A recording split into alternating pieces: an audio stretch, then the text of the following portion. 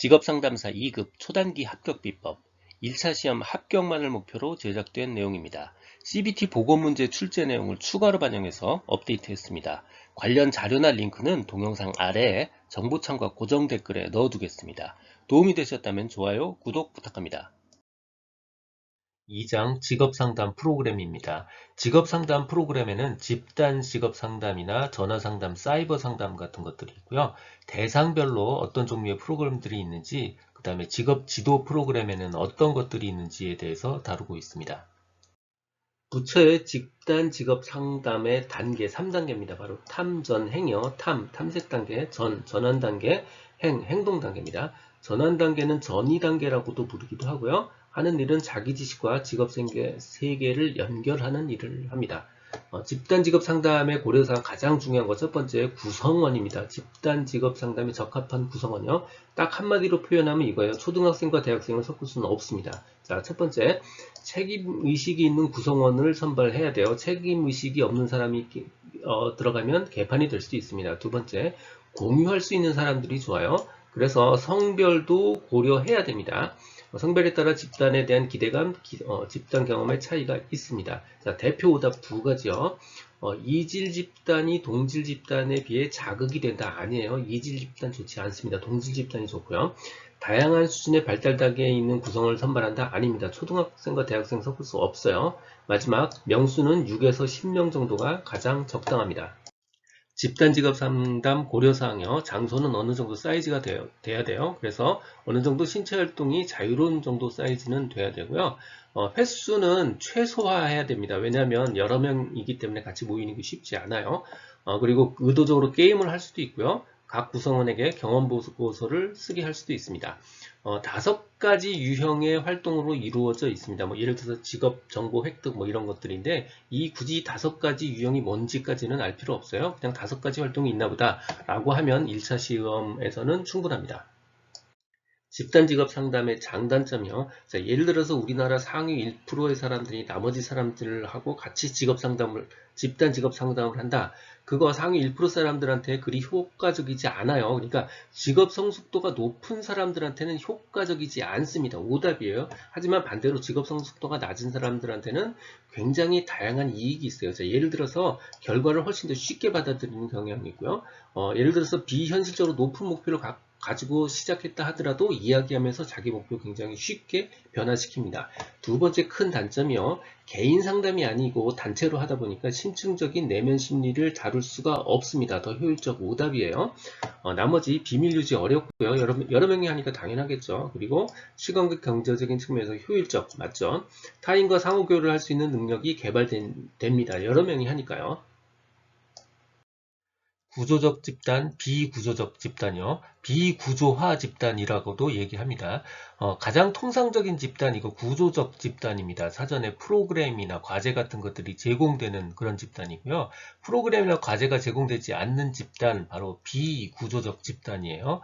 사전에 프로그램이나 과제가 제공되지 않으니까 당연히 이 그룹의 지도자는 훨씬 더 높은 전문성이 필요하고요. 더 많은 계획을 세워둬야 될 필요가 있습니다. 어떤 계획을 세울 필요가 없다. 이게 다 오답에 해당합니다.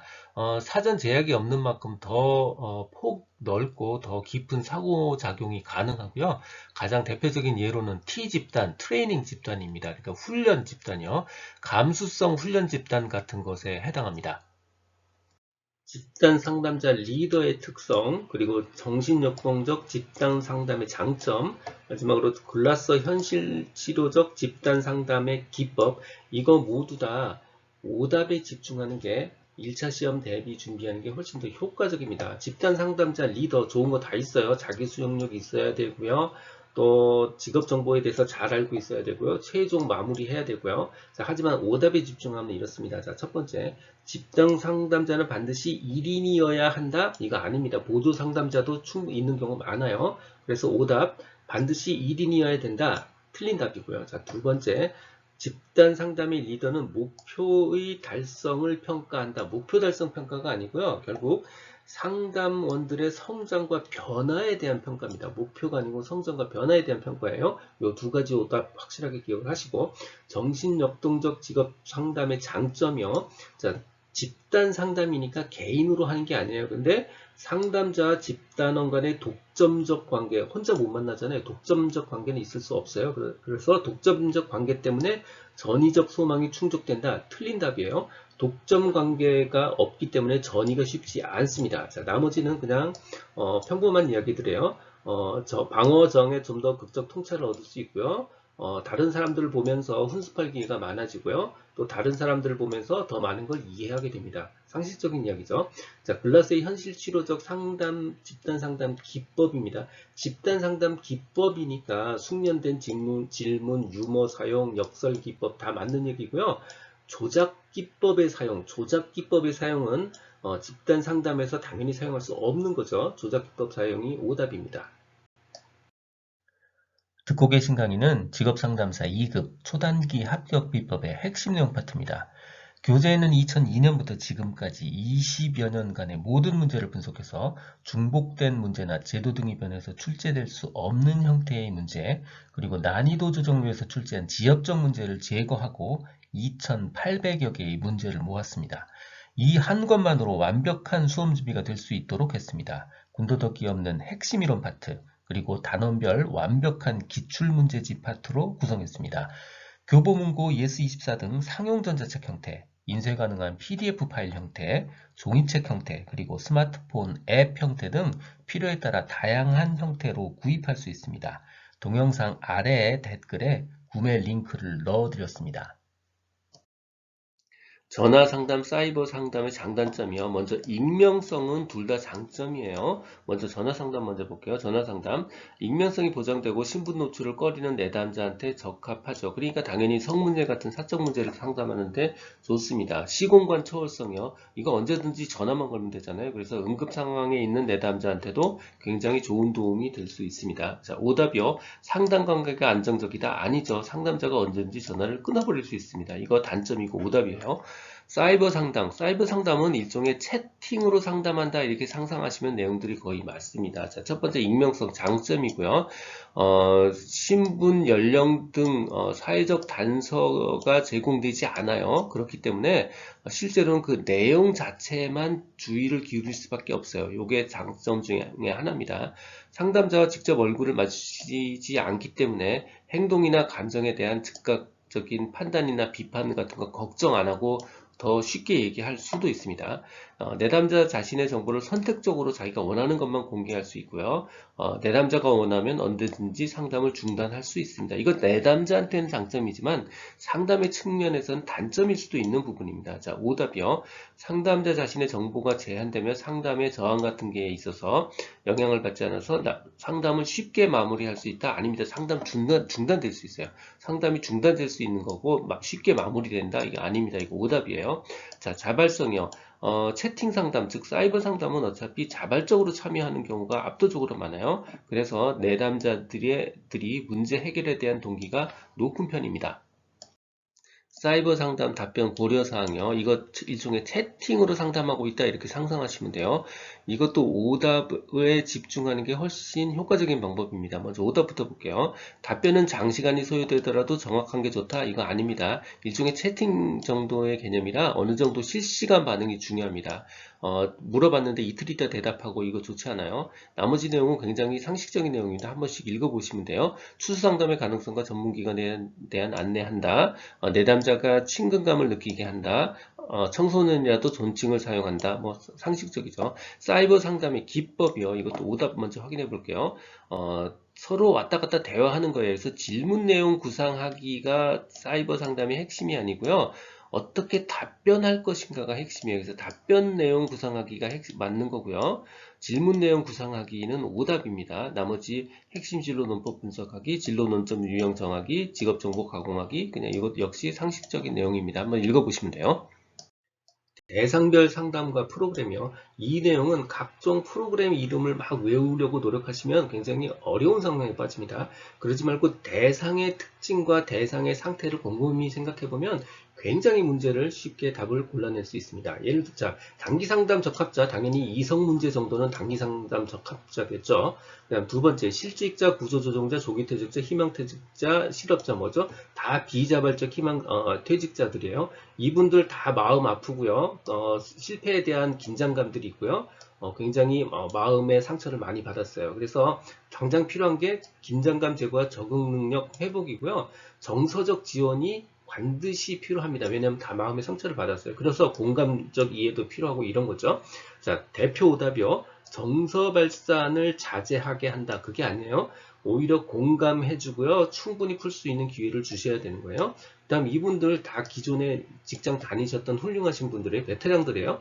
이런 직장 일에 관해서는 다 베테랑들인데 이런 분들을 대상으로 무슨 정신분석적 해석을 하고 뭐 꿈을 해석한다. 이거 넌센스예요. 자, 정서발산 자제 넌센스, 정신분석 해석 넌센스입니다. 자, 실업 관련 프로그램은 이미 실업이 자가 되신 분들이에요. 그러니까 당연히 충격 완화 프로그램이 있고 앞으로를 위해서 직업훈련 프로그램 할 거고요. 포기하신 분들을 대상으로 동기 증진 프로그램을 하겠죠. 자, 포인트는 실업 관련 프로그램에 해당하지 않는 겁니다. 실업 관련 프로그램이란 뜻은 이미 실업자가 됐다는 뜻이고 회사에 안 다닌다는 뜻이잖아요. 그러니까 당연히 인사고과 프로그램 넌센스고요. 진로개발 프로그램 넌센스고요. 조기 퇴직 프로그램이라는 얘기는 아직도 회사 다니고 있다는 얘기잖아요. 그러니까 이것도 넌센스예요. 여기 세 개, 인사고과 진로개발, 조기 퇴직, 실업 관련 프로그램이 아닙니다. 은퇴 예정자 및 일반 퇴직 은퇴자, 이분들은 60까지 혹은 65세까지 완전히 다니시고 정상 은퇴하시는 분들이에요. 그러니까 프로그램 퇴직 준비 프로그램이나 사회행동 추구, 의사결정 능력 배양 같은 내용들이 프로그램에 들어가죠. 그런데 실업 충격 완화 프로그램들은 이분들은 정상 은퇴하신 분들이에요. 실업 충격 완화 프로그램은 여기 계신 분들, 그러니까 비자발적으로 퇴직하신 분들의 충격을 완화시켜주겠다는 프로그램입니다. 그래서 실업 충격 완화 프로그램은 은퇴 예정자나 정상 은퇴자, 일반 은퇴자를 대상으로 하지 않습니다.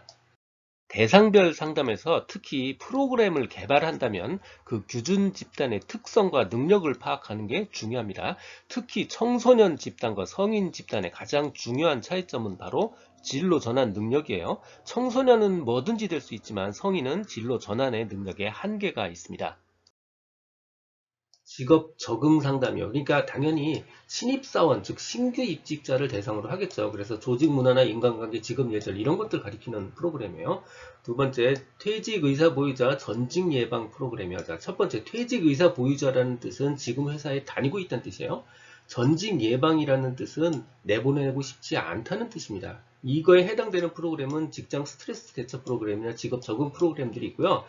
해당하지 않는 것들, 자, 직업 복귀 대처는 뭐죠? 이미 실업자가 됐다는 뜻이고요. 실업 충격 완화도 이미 실업자가 됐다는 뜻이에요. 그러니까 퇴직 의사 보유자와 관계 없는 거고요.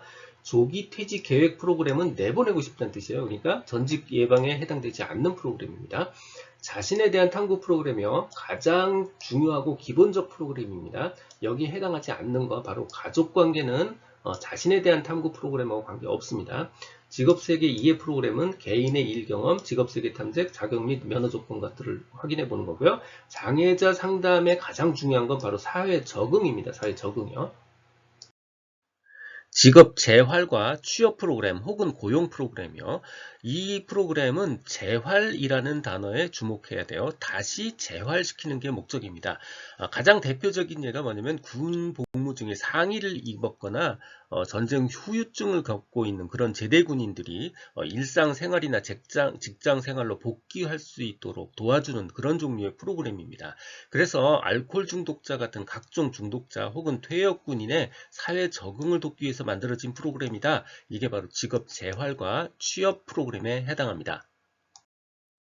직업 지도 프로그램입니다. 직업 문제 지도에 초점이 있어요. 그러니까 진로 지도나 진로 선택, 직업 능력 개발 이런 것들이에요. 당연히 보험 설계는 직업 지도 프로그램의 대상이 아닙니다. 직업 지도 프로그램의 고려 사항이요. 일단 오답부터 살펴볼게요. 실시가 용이해야 됩니다. 실시가 어렵더라도 효과가 뚜렷하다. 실시가 어려우면 안 돼요. 효과가 뚜렷한 건 좋은데 실시가 어렵다. 오답입니다.